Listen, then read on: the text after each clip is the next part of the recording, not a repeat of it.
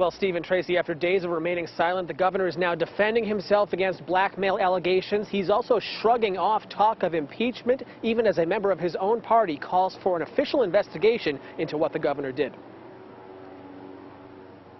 It is what it is. It's a free country. They can do whatever they please. Governor LePage says he has done nothing wrong and broken no laws. He's under fire for pressuring Goodwill Hinckley school leaders to take back their job offer to House Speaker Mark Eves.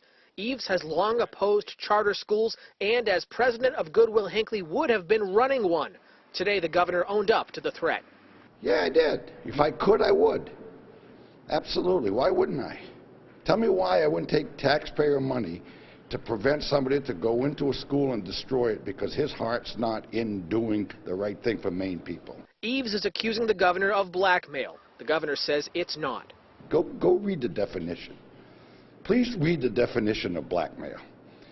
I don't gain anything out of it, and neither does he. Today, Republican State Senator Tom Saviello officially requested a government oversight investigation.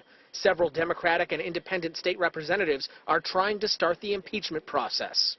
There's a lot of unanswered questions at this point.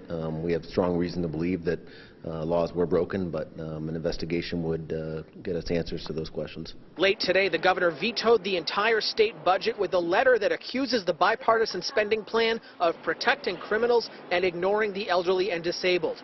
Here's what the governor told us about coming under fire from all directions. I was elected by 1.3 million people with the most votes in the history of Maine governors to come to Maine and to get rid of the status quo and the corruption.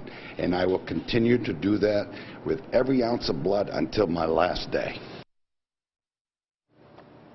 Now, we got this veto letter at about 4:30 this afternoon. Part of it reads, politicians used the false threat of a government shutdown as an excuse to push through a poorly constructed budget that is largely devoid of reform. The government shutdown becomes a real threat if 2/3 of the members of the legislature can't come together and vote to override this veto by midnight tomorrow. We should also mention that at noon tomorrow, there's a rally, an anti-LePage rally planned for right here outside of the State House.